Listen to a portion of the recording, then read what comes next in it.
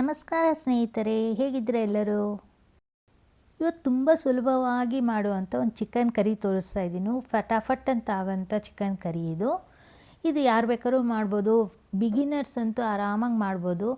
ಏನಂದರೆ ಇಲ್ಲಿ ನಾನು ಚಿಕನ್ ಮಸಾಲ ಯೂಸ್ ಮಾಡ್ತಾಯಿದ್ದೀನಿ. ಅದೊಂದಿದ್ರೆ ಸಾಕು, ಈ ಚಿಕನ್ ಕರಿ ಅನ್ನೋದು ವಿತಿನ್ 15 ಮಿನಿಟ್ಸಲ್ಲಿ ಆಗೋಗುತ್ತೆ.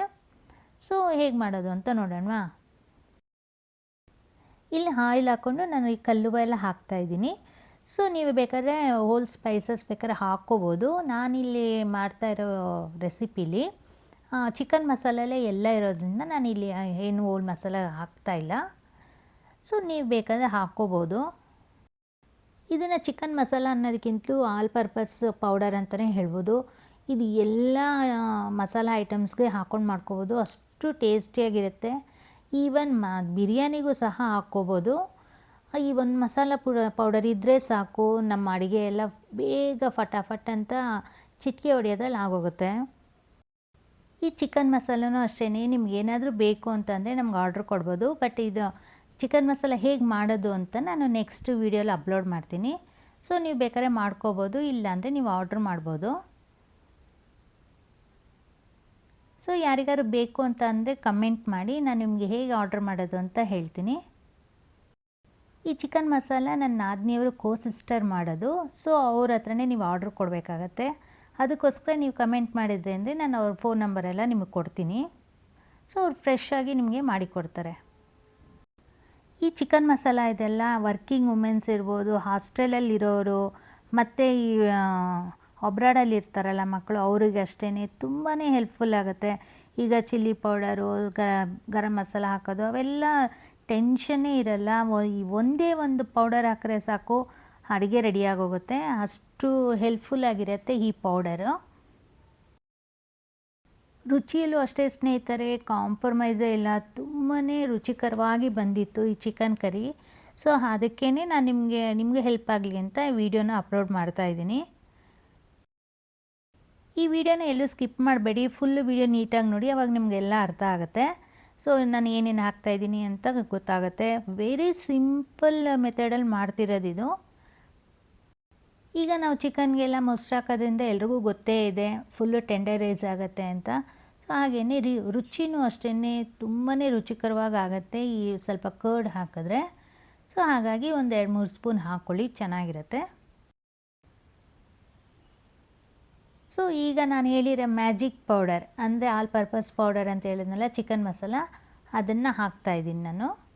ಸೊ ಇದೊಂದೇ ಹಾಕೋದಷ್ಟೇ, ನಾನು ಬೇರೆ ಏನೂ ಆ್ಯಡ್ ಮಾಡ್ತಿಲ್ಲ. ಒಂದು ಚಿಲ್ಲಿ ಪೌಡರ್ ಇರ್ಬೋದು, ಗರಂ ಮಸಾಲ ಇರ್ಬೋದು, ಏನೂ ಆ್ಯಡ್ ಮಾಡ್ತಿಲ್ಲ. ಜಸ್ಟ್ ಚಿಕನ್ ಮಸಾಲ ಮಾತ್ರ ಹಾಕ್ತಾಯಿದ್ದೀನಿ. ಸೊ ಇದನ್ನೆಲ್ಲ ಹಾಕಿ ಸ್ವಲ್ಪ ಚೆನ್ನಾಗಿ ಫ್ರೈ ಮಾಡಿಬಿಟ್ಟು ನಮಗೆ ಎಷ್ಟು ನೀರು ಬೇಕೋ ಅಷ್ಟು ಹಾಕ್ಕೊಂಡ್ರೆ ಆಗೋಗುತ್ತೆ. ಇದು ಬರೀ ನಾನ್ ವೆಜ್ಗೆ ಅಂತ ಅಲ್ಲ, ನೀವು ಮಿಕ್ಸ್ ವೆಜಿಟೇಬಲ್ಸ್ ಮಾಡ್ಬೋದು, ಪನ್ನೀರ್ಗೆ ಮಾಡ್ಕೋಬೋದು, ಮಶ್ರೂಮಿಗೆ ಮಾಡ್ಕೋಬೋದು, ಇದೇ ಥರ ಎಲ್ಲ ಹಾಲು ಸಹ ಹಾಕ್ಕೊಂಡು ಮಾಡ್ಕೋಬೋದು. ತುಂಬಾ ಟೇಸ್ಟಿಯಾಗಿ ಬರುತ್ತೆ. ಹಾಗೆಯೇ ಕಾಲಿಫ್ಲವರ್ ಇದೆಲ್ಲ, ಕಾಲಿಫ್ಲವರ್ ಮತ್ತು ಆಲೂಗಡ್ಡೆ ಹಾಕಿ ಮಾಡ್ಕೊಳ್ಳಿ, ತುಂಬಾ ರುಚಿಕರವಾಗಿ ಆಗುತ್ತೆ ಈ ಗ್ರೇವಿ. ಅಂದರೆ ಈ ಚಿಕನ್ ಮಸಾಲ ಯೂಸ್ ಮಾಡಿ ಮಾಡಿದ್ರೆ ತುಂಬಾ ಟೇಸ್ಟಾಗಿರುತ್ತೆ ಸ್ನೇಹಿತರೆ. ಇದನ್ನು ಮಿಸ್ ಮಾಡಬೇಡಿ, ಈ ಥರ ಮಾಡ್ಕೊಂಡು ನೋಡಿ.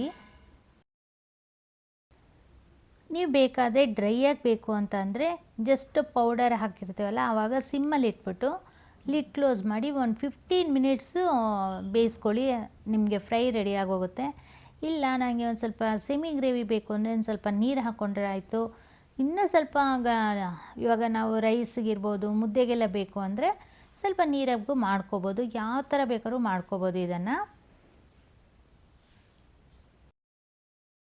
ಇದು ಬರೀ ಮುದ್ದೆ ಮತ್ತು ರೈಸ್ ಅಷ್ಟೇ ಅಲ್ಲ, ಚಪಾತಿಗಿರ್ಬೋದು, ಪರೋಟಾಗಿರ್ಬೋದು, ಪೂರಿಗಿರ್ಬೋದು, ಇಡ್ಲಿ, ದೋಸೆ ಎಲ್ಲದಕ್ಕೂ ಒಳ್ಳೆ ಕಾಂಬಿನೇಷನ್ ಅಂತಲೇ ಹೇಳ್ಬೋದು ಈ ಚಿಕನ್ ಗ್ರೇವಿ. ಅಷ್ಟು ಟೇಸ್ಟಿಯಾಗಿರುತ್ತೆ ಎಲ್ಲದ್ರ ಜೊತೆಗೂ. ನೋಡ್ತಾ ಇದ್ದೀರಲ್ಲ ಎಷ್ಟು ಚೆನ್ನಾಗಾಗಿದೆ ಅಂತ ಗ್ರೇವಿ. ಈಗ ಚಿಕನ್ ಎಲ್ಲ ಬೆಂದಿದೆ.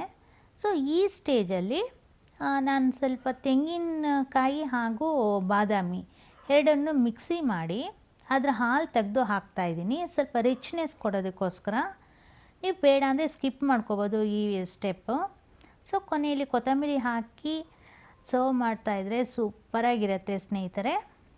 ನಮ್ಮ ಕರಿ ರೆಡಿ ಆಯಿತು. ಈಗ ಸರ್ವ್ ಮಾಡೋಣ.